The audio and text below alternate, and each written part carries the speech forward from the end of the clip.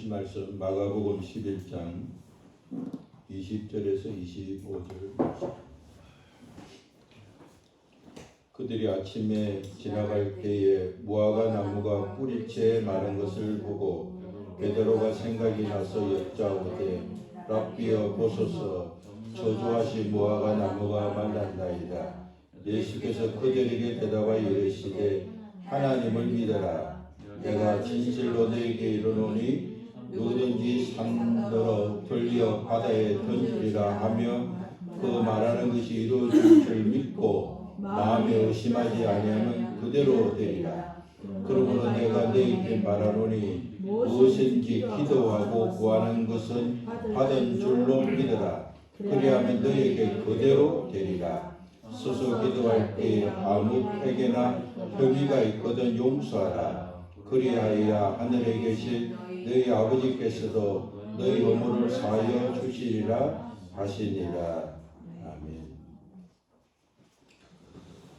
무화과 나무가 심겨진 목적은 무화과 나무의 열매를 얻기 위한 것입니다.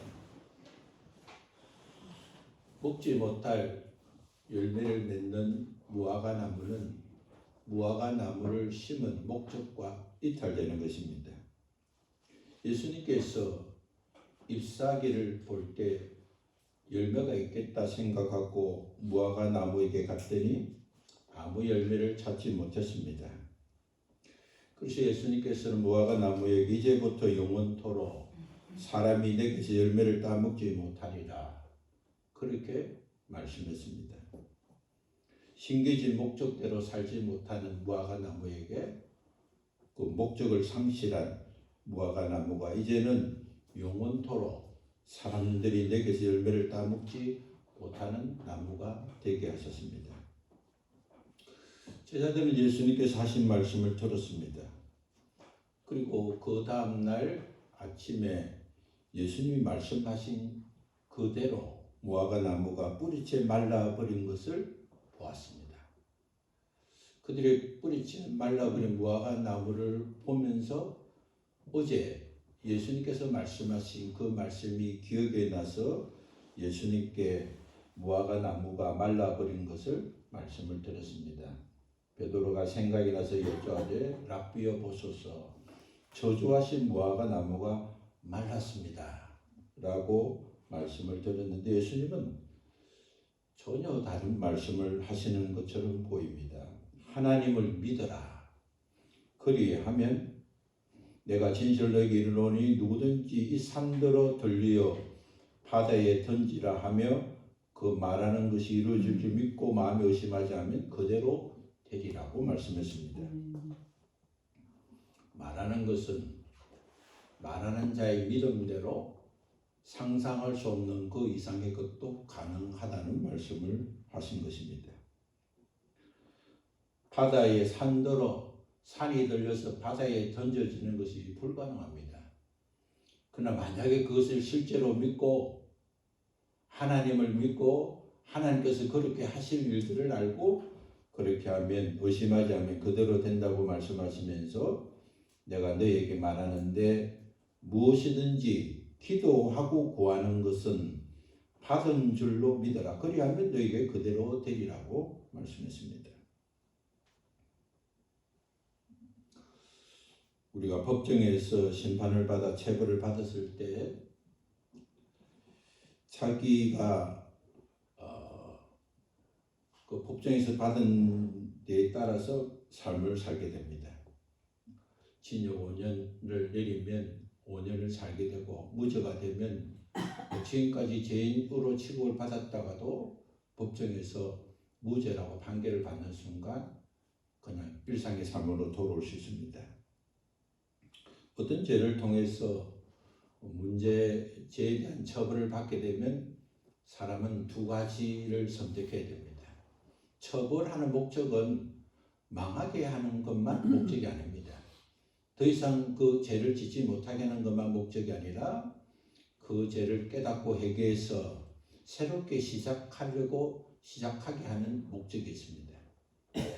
근데 처벌을 받았을 때 어떤 사람은 자기 죄를 깨닫고 회개하지 않고 오히려 그럴 수밖에 없는 정당성만 찾고 돌이키지 않으면 오히려 더 합법적으로 더 큰 죄를 지을 수 있는 사람으로 빠지게 됩니다. 그래서 수감한 자가 회개하고 돌아오는 확률도 있지만 또 많은 사람들은 오히려 수감된 생활을 통해서 더 죄를 지능적으로 더 큰 죄를 짓는 그런 자로 만들기도 하는 것입니다.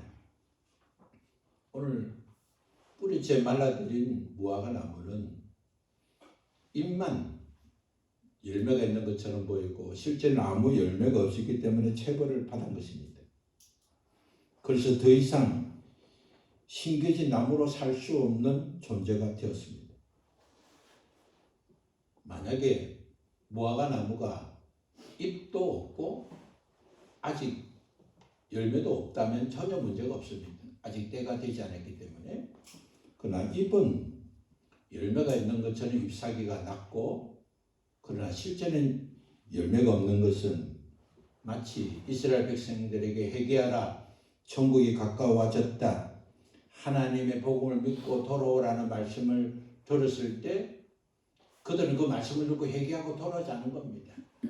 겉으로는 거룩하고 하나님 안에 사는 것처럼 보이지만 실상은 회개하지 않고 위선과 외식과 형식적이고 종교식으로만 빠져서 겉으로 볼 때는 마치 무화과 나무의 잎이 무성해서 열매도 무성한 것처럼 보이는 것처럼 그렇게 살아온 자들이 심판을 받고 책망을 받은 것과 같게 된 것입니다.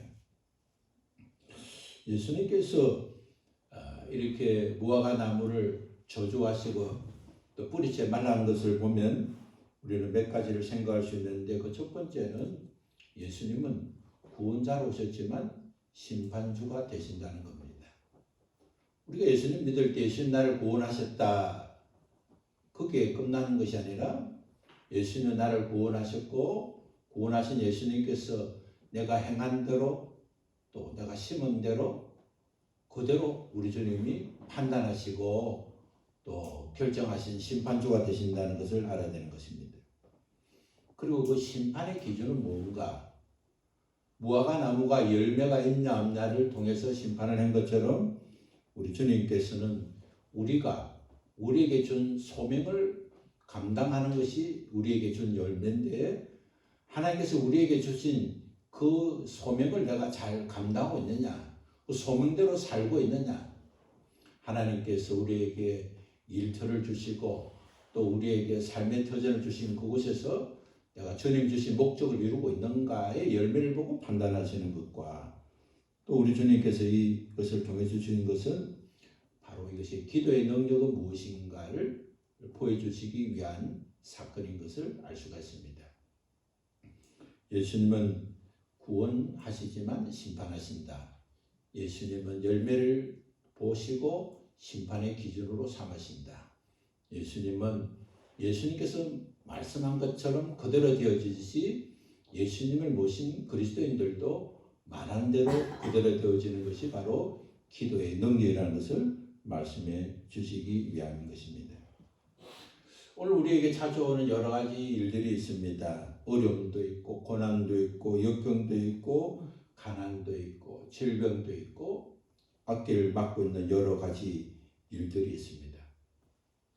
이것은 우리가 생각하기에 따라서 다르게 평가할 수 있지만, 그러나 대부분이 오늘 우리가 처해 있는 여러 가지 어려움과 불편한 것들은 죄에 대한 차별과 연관이 있다는 것을 기억해야 합니다. 현재 우리의 삶은 우리가 어떻게 대처하냐에 따라서 우리의 죄를 정복할 수도 있고, 또 이것을 통해서 우리의 죄를 회개하고 깨달아서 또 새로운 시작을 할 수가 있는 것입니다. 그럼 우리의 새로운 시작은 어떻게 하는 것인가? 우리의 생각이, 우리의 말이 달라진 것만큼 변하게 된다는 겁니다. 악을 행하는 자의 특징은 악한 말이 말을 합니다. 그러나 깨닫고 회개하고 돌아선 자의 말은 선한 말을 많이 합니다. 하나님께서 나를 도우시고 우리 가정을 복을 주실 겁니다. 또 우리와 관련된 여러 가지 문제가 생길 때 선하게 받아들입니다. 이 일이 하나님이 선하게 하시는 인도하심으로 받아들인 말을 합니다.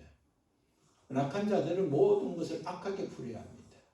어떻게 나에게 이런 일이 생기는지, 하나님 왜 나를 돌보지 않는 것인지, 이런 징조가 볼 때 잘 안 되겠다는 악한 말을 하게 되는 겁니다.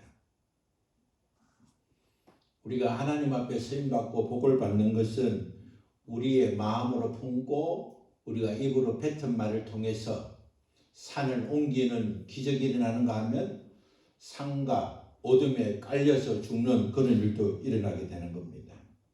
그렇기 때문에 우리는 예수 그리스도께 행하신 말씀을 잘 기억하고 깨달아서 오늘 우리의 삶에 찾아오는 어려움 속에서 우리는 어떤 길로 갈 것인가를 선택해야 하는 것입니다. 내 입에서 나오는 말이 어떤 말을 하고 있는가, 내가 이런 말을 하기까지 내 마음의 상태는 어떻게 되어 있는가를 우리가 알아야 또 깨닫고 변화되어야 하는 것입니다. 히브리서 4장 16절과 14절과 16절의 말씀을 보면 예수님께서 우리의 대제사장이 되셔서 예수님이 흘리신 보혈의 피로 말미암아 예수님께서 그 피를 가지고 은혜의 보좌에 계시기 때문에 우리는 은혜의 보좌에 계신 예수님이 주신 법적 권한을 가지고 우리는 담대히 나아갈 수 있다고 말씀하고 있습니다. 하나님 우리를 저주하지 않고 복을 주시기를 원하십니다. 예수님께서 우리에게 복을 주시는 법적 권한을 가지시고 그 권한은 우리 주님께서 우리를 저주하고 책망하고 징벌받고 하나님의 복을 받지 못하는 모든 세력들을 우리 주님이 십자가에서 이기시고 부활하신 그 은혜를 우리 주님이 보혈의 피를 가지고 보좌 앞에 계시기 때문에 우리는 은혜의 보좌 앞에 나아가는 일에 두려워할 필요가 없다고 말씀해 주신 것입니다.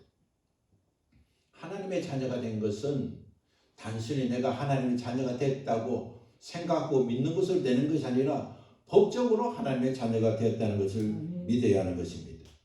우리 주님이 나를 대신해서 죽으시고 부활한 것을 믿는 자는 내가 법적으로 하나님의 자녀가 되었다. 나는 그 사람과 그냥 사는 게 아니라 그 사람과 함께 사는 것은 그가 내 아버지이고 그가 내 어머니인 법적인 효력을 가지고 있어야 진정한 자녀가 되는 것처럼 오늘 우리는 법적으로 분명한 하나님의 자녀가 되었다는 사실을 기억하는 그 믿음이 있어야 하는 것입니다.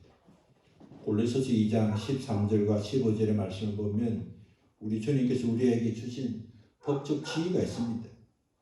그 지위는 어둠의 권세들이 이전에 가지고 있었던 지위가 모조리 무효화되었다는 그런 사실을 증명해 주고 있습니다. 또 범죄와 육체의 무할례로 죽었던 너희를 하나님이 그와 함께 살리시고 우리의 모든 죄를 사하시고 우리를 거스리고 불려가는 법조문으로 선 정서를 지우시고 제하여 버리사 십자가에 못 박으시고 통치자들과 권세들을 무력화하여 드러내어 구경거리로 삼으시고 십자가로 그들을 이겼었다고 기록했습니다. 예수님께서 십자가에 죽으신 것은 과거에 우리를 힘들게 하고 묶고 있는 어둠의 세력들 그들의 모든 권세와 조건을 다 무효화시켰다고, 그것은 단순한 문제가 아니라 법적으로 그렇게 되었음을 기록하고 있는 것입니다. 우리가 어떤 법적으로 판결을 받으면 판결을 받는 순간 우리가 법적으로는 완전하게 되었지만 이 판결을 실행해야만이 법적인 권리를 누리게 되는 겁니다. 법정에 판결이 있지만 실행하지 않으면 힘을 발휘하지 못합니다. 예를 들어서 판사가 법정에서 판결을 발표할 수 있지만은 그 판결을 집행할 사람이 없으면 그 판결은 아무런 힘을 발휘하지 못합니다. 누구에게 지금부터 자유하게 됐다, 징역을 받을 수 있는 상대가 있으면 이제는 징역을 살지 않고 자유하게 됐다고 선포해도 대상자가 없으면 아무 문제 의미가 없는 것 아닙니까? 예수님께서 자유하게 되고 무효화시킨 것을 받을 수 있는 내가 되어야 그것이 법적 효력이 있는 것이지, 법적인 능력이 있어도 그것을 내가 받아들이지 못하면 가치가 없는 것입니다. 오늘 우리가 예수 믿고 구원받은 것은 법적인 지혜를 받은 겁니다. 이 법적 지위를 받은 자는 누려야 하는 것입니다. 나는 예수 믿고 구원받았으니 하나님 자녀일 거야 아니라 법적으로 하나님의 자녀인 것입니다. 출생이 신고된 주민등록 등본을 떼보면 누구의 자녀로 되어 있는 것이 법적으로 확인이 되듯이 우리는 하나님의 생명책에 하나님의 자녀로 등록이 되어 있는 자가 되는 것입니다. 예수님께서 십자가 죽으실 때 하나님과 사람을 분리시키는 법적 문제가 완전히 제기되고 연합하게 된 것입니다. 과거에는 하나님과 상관없는 자로 살았지만 예수님께서 십자가에 죽으시고 부활하신 사건을 통해서 예수 믿는 자는 하나님과 하나가 되는 그런 법적으로 복을 받은 자가 된 것입니다. 고린도후서 5장 20절의 말씀을 보면 이것을 잘 설명해 주고 있는데 예수님께서 우리를 구원하셨기 때문에 우리가 하나님과 연합된 가족이 되었다면 이제는 합법적으로 그것을 누릴 수 있는 자가 되어야 한다고 말씀해 주었습니다. 요한일서 1장 9절의 말씀을 보면 하나님은 미쁘시고 어려우신 분이신데 그 미쁘시고 어려우신 분은 우리가 죄를 자백하면 법적으로 우리의 죄가 용서받는 법적 효력을 갖게 된다는 사실을 말해주고 있습니다. 예수님께서 십자가에서 모든 것을 이루셨지만 그것을 우리가 자백하고 죄를 회개하고 그것을 우리 것을 받아들일 때 법적 효력이 있는 겁니다. 아무리 좋은 음식을 차려놓아도 내가 먹지 않으면 내 것이 될 수 없듯이 아무리 법적으로 해놓은 것이도 내가 실행하지 않으면 내 것이 될 수 없는데 주님이 해놓으신 법적 근거의 효력은 내가 그것을 죄를 자백하고 용서받고 누리는 만큼 내 소유가 되는 것입니다. 우리가 우리의 죄를 자백하면 합법적으로 제사함을 받고 하나님은 합법적이고 정당한 권리로 우리를 용서해 주시고 깨끗하게 해주시겠다고 약속하신 말씀인 것입니다. 그래서 우리의 회개는 능력이 나타나고 우리의 회개는 권세가 나타나고 우리의 회개는 하나님 주시는 법적 권세를 누리는 은혜를 누리게 되는 것입니다. 그래서 우리가 신앙생활할 때 회개만큼 중요한 것은 없습니다. 내가 회개한 것만큼 법적 효력을 누리고 권리를 가지고 가치를 누리게 되는 것입니다. 에베소서 2장 19절의 말씀을 보면 내가 주인의 우상 숭배하는 자들이 회개하고 예수님께 구원받은 자는 나그네가 아니다. 낯선 사람이 아니다. 이방인이 아니다. 바로 하나님의 가족이라고 말씀했습니다. 예수 믿고 구원받은 자는 하나님의 가족입니다. 하나님의 가족은 뭡니까? 하나님이 우리 아버지가 되시고 나는 하나님의 자녀가 된 것입니다. 아멘. 하나님의 자녀의 권세는 얼만큼 누립니까? 회개한 것만큼 누리게 됩니다. 아버지가 갖고 있는 권세와 능력은 내가 아버지하고 친밀하고 가까워지는 것만큼 아버지로부터 받게 되고 누리게 되는 것입니다. 하나님께서 우리에게 원하시는 것은 부모가 자녀를 키워보면 저절로 알게 되는 것이지만 서로 사랑하는 겁니다. 부모가 자녀를 사랑하고 자녀들이 서로 사랑하는 것, 그것이 아름다운 가정이고 부모에게 준 기쁨이고 부모가 자녀를 키우는 방식이고 목적인 것입니다. 그러나 가족이 되면 저절로 친밀해지는 건 아닙니다. 하나님의 가족이 되면 하나님과 저절로 친밀해지는 건 아닙니다. 그리고 교회 공동체에 있으면 교회 공동체가 저절로 친해지는 것이 아닙니다. 부부가 결혼하면 그때부터 친밀감을 갖는 것이 아닙니다. 오히려 결혼하기 전엔 친밀했다가 신혼여행 가다가 친밀하지 못해서 오히려 파괴되는 사람들도 있습니다. 친밀하게 되려면 친밀한 관계로 지속되는 가정이 필요한 것입니다. 우리가 가장 친밀한 자는 어떤 자입니까? 가장 순위에 높은 자가 가장 친밀합니다.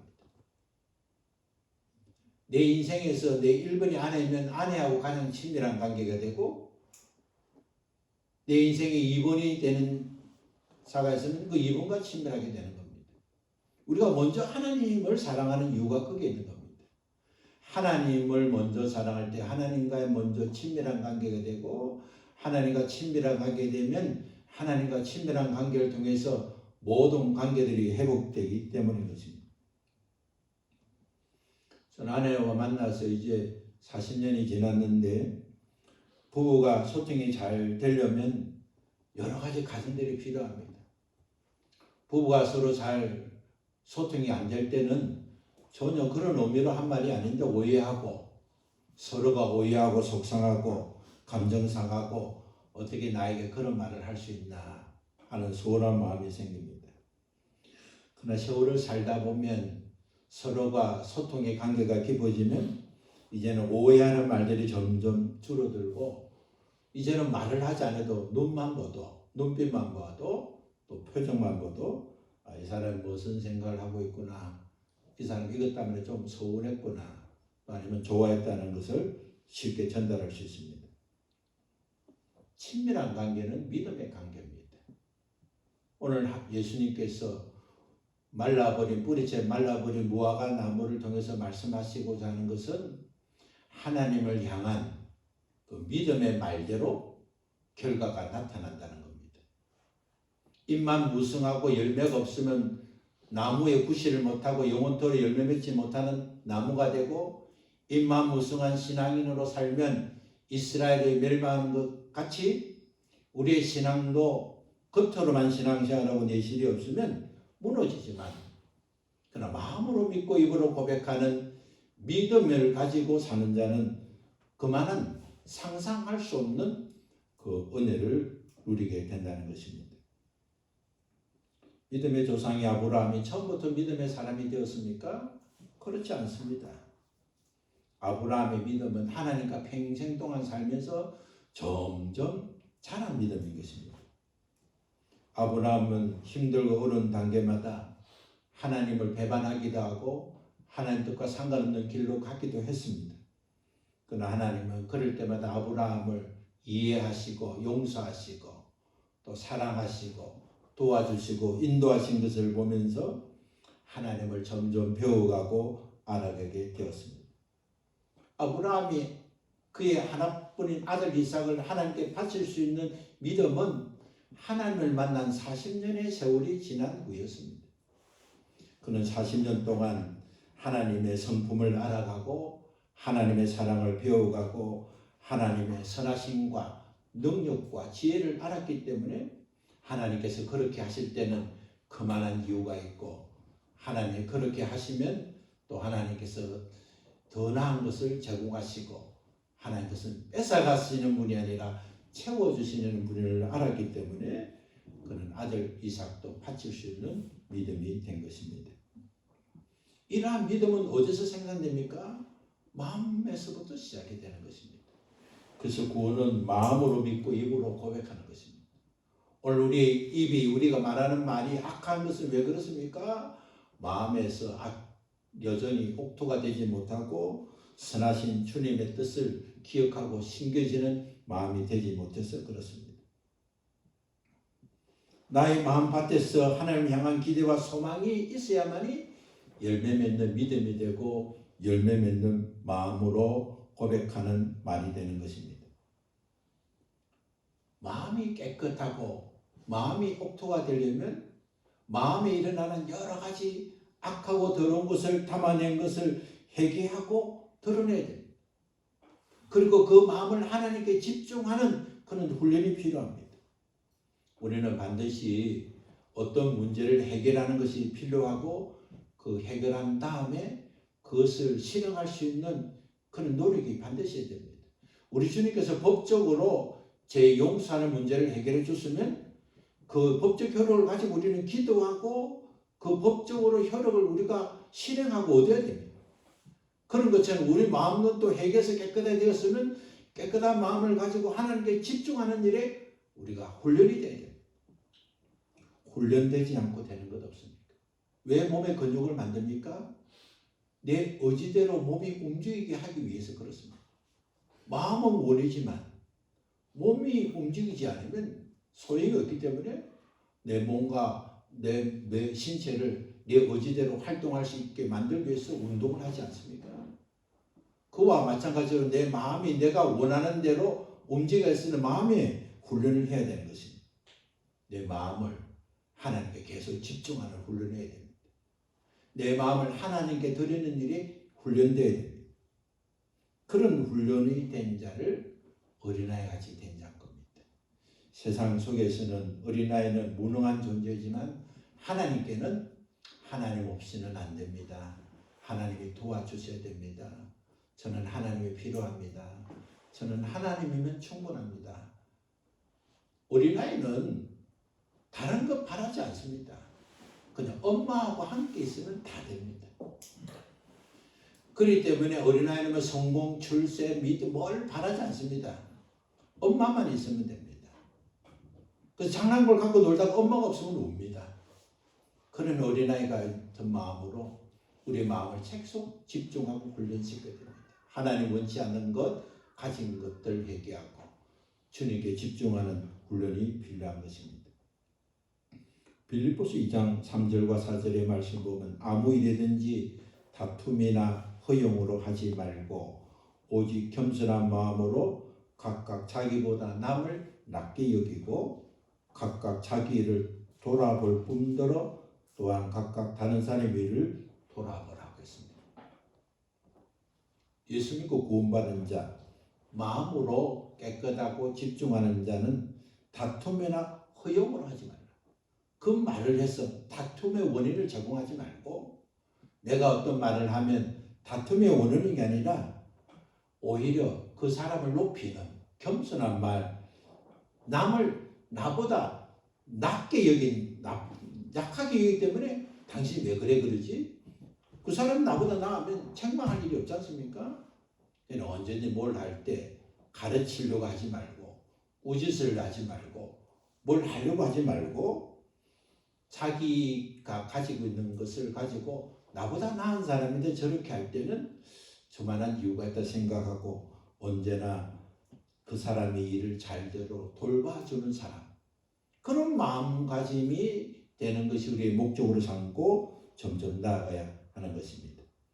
요한일서 5장 14절과 15절의 말씀을 보면 우리가 무엇을 구하든지 하나님께서 들으신 것을 알면 우리는 우리가 구한 것들을 그분으로부터 받는다는 것을 안다는 겁니다.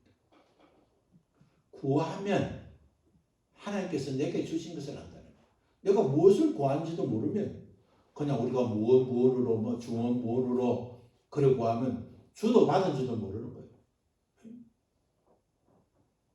내가 무엇을 택배로 뭘 산다고 주문을 하면 물건이 언제 오지 하고 기다리고 있다가 물건이 왔다는 확인하는데 내가 주문한 사실이 없고 이것도 주했다가 저것도 구하면 온 줄도 모른다는 겁니다. 하나님께 믿음으로 구하면 그 구한 것을 하나님께 주신 것을 안다는 겁니다. 그럼 모르는 것은 뭡니까? 하나님께 구하지 않고 하나님께 구한 것처럼 하지만 제대로 하나님께 구하지 않고 그냥 건성으로 그냥 습관으로 행식으로 기도했기 때문인 것을 우리를 기억해야 할 것입니다. 오늘 본문은 아니라 예수님께서 기도에 대해서 여러 문제를 말씀해 주셨는데 누가복음 18장에 보면 예수님께서 항상 기도하고 낙심하여 말 것을 말씀하시면서 이하로 들었는데 그건 가부가 기도한 것을 말씀을 했습니다. 항상 기도하지만 낙심할 일이 있을 때 낙심하지 말아야 된다 하면서 비유로 말씀하셨는데 가부가 억울한 일을 당하고 원한이 많고 그 원한을 풀어야 되는데 원한을 풀 수 있는 장소를 우리 주님이 원한을 준 사람이 아니라 법정에서 원한을 풀어야 된다고 말씀을 해 주신 것입니다. 그런데 법정의 재판자는 어떤 사람입니까? 하나님도 두려워하지 않고 사람도 신경 안 쓰는 그런 재판장임에도 불구하고 이 가부는 법정에서 판결을 받으려고 계속 나갔다는 겁니다. 재판장은 하나님을 두지 않고 사람도 무시하는 재판장이기 때문에 이 사람과 이야기하면 별 의미가 없지 않습니까? 하나님을 두려워하든지 사람을 무시하지 않아야 억울한 문제를 해결됨에도 불구하고 예수님은 이 여인이 그 재판장에 가서 판결을 받았다는 사실을 우리에게 말씀해 주었다는 겁니다. 원한을 풀기 위해서는 나에게 원한을 준 사람과 문제가 해결되지 않고 재판장에서 법정에서 판결만 받으면 완전히 문제가 해결된다는 사실을 말씀해 준 것입니다. 가부는 자기가 억울한 원한을 풀기 위해서 원수를 찾아가지 않았습니다. 가부는 법정 외 어떤 곳에서도 그 문제를 풀려고 하지 않았습니다. 가부는 재판장에서 판결만 받으면 법정에서 판결을 받으면 원한이 풀리고 이제는 법적인 문제가 완전히 해결되기 때문에 이 여인은 이 가부는 법정에서 불의하지만 이 판사에게 판결을 받기를 원했고 그 판결을 받기 위해서 계속 간척했기 때문에 판사가 그런 판결을 해줬다는 사실을 주님이 설명해 주신 것입니다. 예수 믿지 않는 사람이 가지고 있는 믿음은 아무 의미가 없습니다. 예수 믿는 자의 믿음은 법적으로 효력이 있는 믿음이고 예수 그리스도를 믿는 자에는 회개는 법적으로 구속함을 받고 자유함을 누리고 하나님을 법적 근거를 갖게 되는 겁니다. 항상 기도하고 낙심하지 말아야 기도에 비유해서 주님은 법정에서 판결을 받아라. 그리고 법정에서 판결을 받기 위해서는 항상 전진하고 낙심하지 말고 기도해야 될 것을 말씀하고 있습니다. 아멘. 우리가 기도할 때 응답이 잘 되지 않으면 기도를 시간을 늘리면 되겠다 하고 30분 하다가 1시간 하면 기도 응답이 되는 것처럼 오해할 수 있습니다.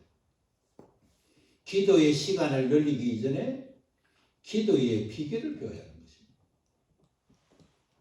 오늘 여인이 법정에서 합법적으로 판결을 받기 위해서 기도하고 노력하고 애썼지 그냥 자기가 원하는 장소에서 기도하고 판결을 받은 것이 아닌 것입니다. 법정에서 재판장이 법적 판결을 내리면 원수의 모든 권세가 파쇄되고 가부를 괴롭히던 모든 법적 문제가 파기되겠다. 우리가 회개하고 구하는 것들은 회개한 것만큼 법적인 효력이 상실되고 무효화되기 때문에 우리는 합법적인 권리를 가지고 자유하고 그런 은혜와 능력을 받게 되는 것입니다. 나의 죄를 자복하고 회개하고 성소 판결을 받으면 예수 그리스도에서 법적으로 사면하신 것이 나의 것이 되는 것입니다. 어떤 원수도 우리의 길을 법적으로 가로막을 수 있는 조건을 상실하게 되는 것입니다. 오늘 주님께서 이렇게 말씀했습니다. 그러므로 내가 네게 말하노니 무엇이든지 기도하고 구하는 것은 받은 줄로 믿어라. 그리하면 너에게 그대로 되리라. 서서 기도할 때 아무에게나 혐의가 있거든 용서하라. 그리하여 하늘에 계신 너희 아버지께서 너희 허물을 사하여 주시리라. 오늘 주님이 말씀하시는 그 말씀의 본질은 뭡니까? 용서입니다. 용서. 용서를 줄 때 용서를 받아야 됩니다.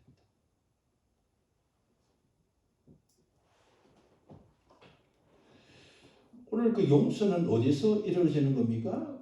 서서 기도하는 것은 사람들에게 의식하실 때 서서 기도를 많이 했습니다. 당시의 종교인들, 신앙인들은 성전이나 시장, 사람들이 많은 곳에 서서 기도했습니다. 나는 이렇게 경건하다. 나는 이렇게 사람들이 보는 나는 이렇게 기도하는 사람이다. 이런 걸 보여주는 자세가 서서 기도하는 겁니다. 주님은 서서 기도하는 것을 책망하지 않았습니다. 서서 기도하지 마라 그런 게 아니었습니다. 기도하는 자세보다 더 중요한 것은 기도하는 자의 마음이라는 겁니다. 기도하는 자의 마음은 뭡니까? 어떤 혐의가 있을 때 용서할 수 있는 마음입니다.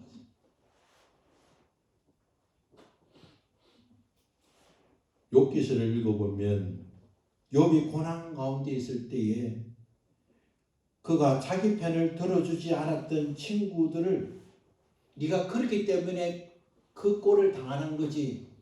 네가 바르게 살았으면 어떻게 그런 꼴을 당하겠느냐고 그를 참수하는 친구들 위해 먼저 기도해야만 했습니다.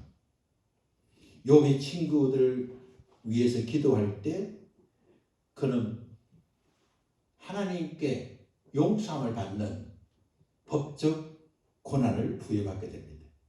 욥이 기도로 용서할 때 하늘에서 법정에서 욥의 모든 것을 보상해 주어야 되겠다는 법적 혈약이 일어나게 되고 욥은 그때부터 더 갑절의 복을 받는 것을 우리 욥기를 통해서 알아볼 수 있습니다.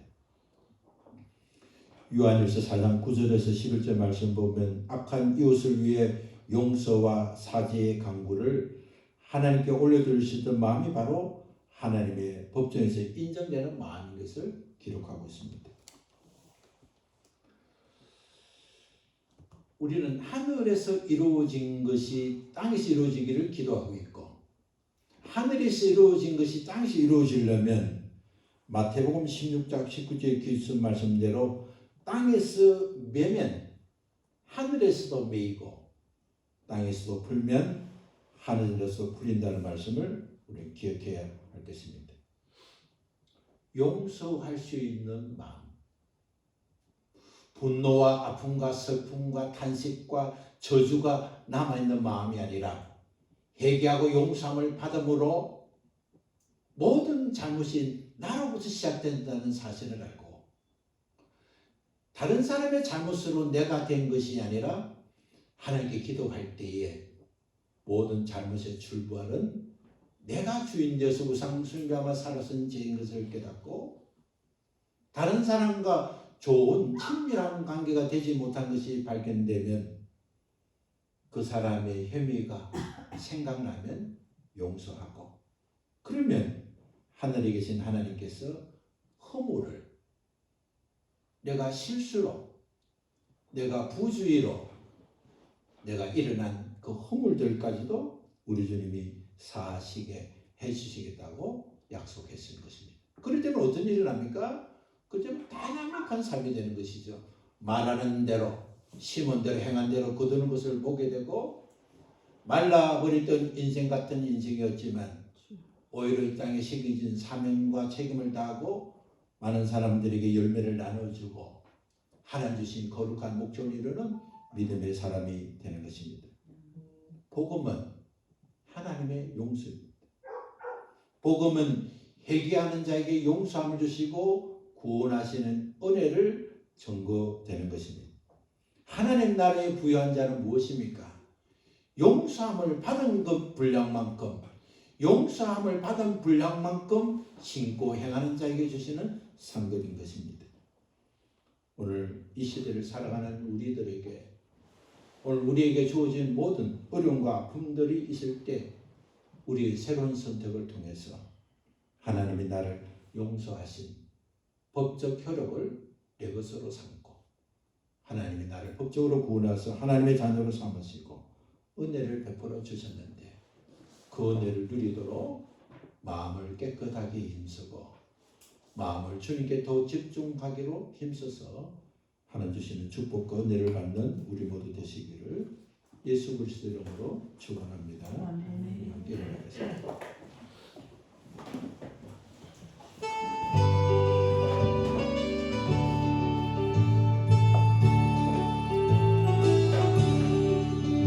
주를 악무하는 자 올라가 독수리같이 모든 성이 이기고 근심 걱정 고수로 올라가 독수리같이 주 악무하는 자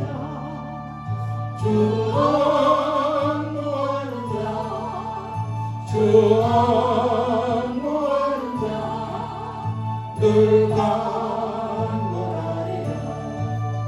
주를 악무하는 자 걸어가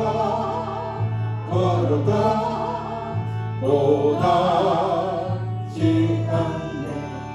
길을 잃은 양떼를 두루 찾아다니며 걸어가 못하지 않네.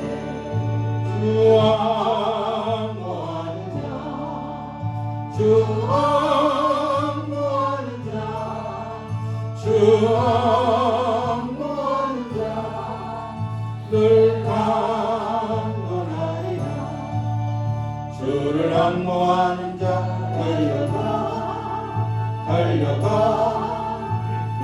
멈지 않네.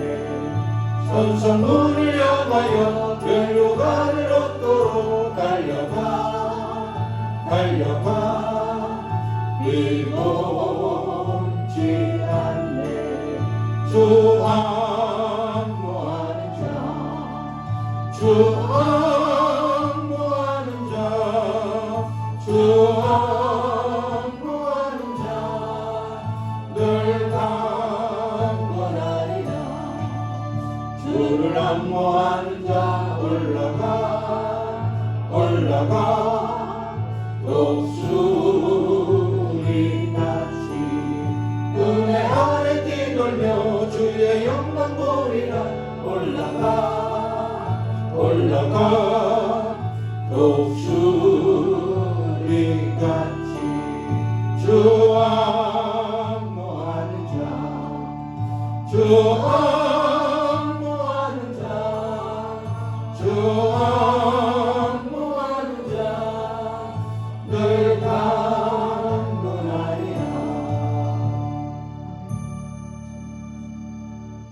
하나님 감사합니다. 하나님이 기뻐하시는 믿음은 하나님께 얘기하면 용서받을 수 있다는 믿음이고, 그 믿음은 우리 주님이 법적으로 효력을 누리게 하는 믿음인 것을 알고, 우리가 하나님 앞에 잘못 사는 죄를 얘기하고 우리 하나님께서 우리를 용서해 주셨던 것처럼, 또 우리가 회개할 때마다 용서하신 것처럼 그 은혜를 깨달은 자답게 우리에게 잘못된 자들, 그 모든 혐의를 발견하는 자들을 용서하고, 하나님 앞에 우리의 마음이 깨끗하고 거룩하고 성결해서 우리 마음의 아픔과 분노와 시기와 질투와 외부로부터 받은 것들로 통해서 하나님 앞에 집중하지 못하고 선한 마음을 담지 못하는 요인들을 제거해서 우리 마음이 더 선한 것으로, 또 하나님 기뻐하는 것으로 우리가 충만해서 그 마음을 가지고 말하는 것마다 하나님이 주시는 복을 받고 누리게 된다는 사실을 깨닫게 하심을 감사드립니다. 하나님, 한 주간 동안 남은 여생 동안 우리 마음을 선하게 하는 일에 힘쓰게 하시고, 회개하고 하나님께 집중하는 마음과 또 말과 행실을 통해서 더 많은 것으로 하나님께 드리고 누리고 증거하는 믿음의 사람이 되게 하여 주옵소서. 이제는 우리를 구원하신 예수 그리스도의 은혜와 그 은혜를 허락하신 하나님의 사랑과 그 사랑과 그 은혜로 살도록 우리 안에 내주하시고 역사하시는 성령님의 교통하심이 오늘 주님의 말씀을 듣고 그 뜻대로 살기를 다짐하는 사랑하는 성도들 머리 위에, 가정 위에, 일터 위에 이제부터 영원토록 함께 계시기를 예수 그리스도 이름으로 축원합니다. 아멘.